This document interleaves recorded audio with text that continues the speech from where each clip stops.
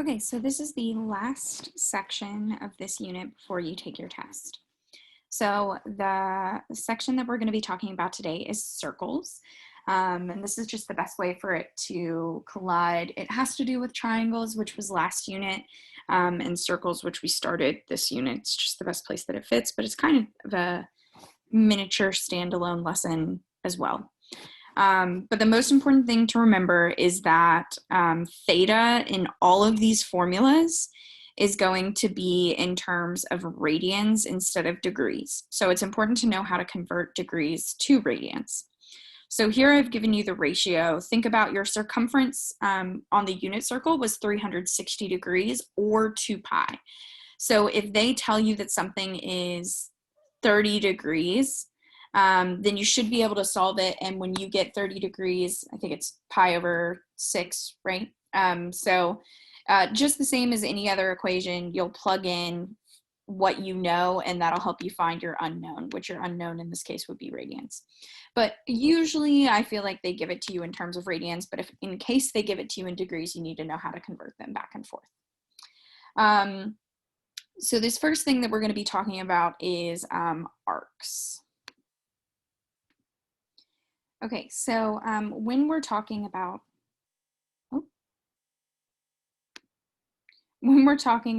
this this circle here, I kind of make them look like a Pac-Man. So when we're talking about the length of an arc, the first side you have is the minor arc, which is the smaller one. So that's here. This is the minor arc. And it's based off of the angle that is this opening of the Pac-Man's mouth.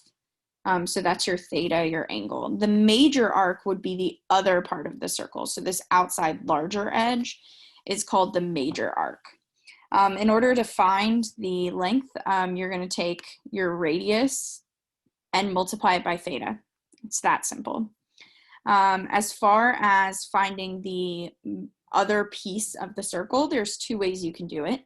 You can either use this formula here, r times 2 pi minus theta, which basically means 2 pi minus theta would give you this angle right here.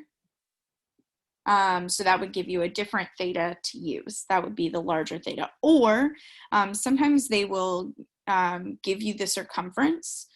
So you could take the circumference, which is the whole outside edge of the circle, minus this small red edge that you found. And that would give you the larger outside edge. But those are the same thing, just two different ways to look at it. So then next, we have the area of a sector. So that would be the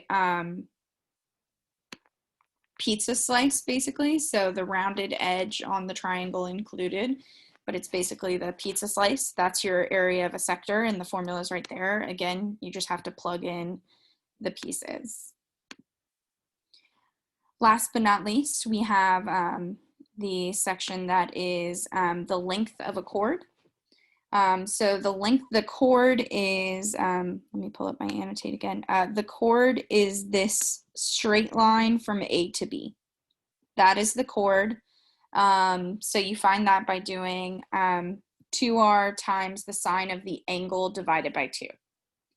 As far as the perimeter of the minor segment, so that's the perimeter of this purple area. So that's the outside edge. So you would take your chord and add it to your arc length. So that would give you the two pieces of that little shaded area, and that would give you the perimeter. As far as the area of that shaded segment, you would use this formula here, 1/2 r squared times theta minus sine theta. Most of these formulas are on your formula sheet, so you don't have to remember them. You just have to know how to use them and which theta am I using, which r am I using. But again, the most important one for this one, I would say, is the ability to convert from degrees to radians. That's one of the biggest pieces, and then just understanding what a question is asking you for. So again, the best way to do that is to practice with Delta Math. So I've already assigned your Delta Math, but take note that at the bottom, this little additional homework, this section is not available really on Delta Math. So I put these questions here. There's 4 different ones, and you do basically a different activity 3 times. So it's 12 extra questions. It's not really much in addition to what you have on your Delta Math. I will be answering questions tomorrow. I know I didn't really do very many examples, but the formulas are pretty straightforward. But if you're feeling confused about it tomorrow, feel free to let me know and I'll go through some example problems. All right, see you guys tomorrow.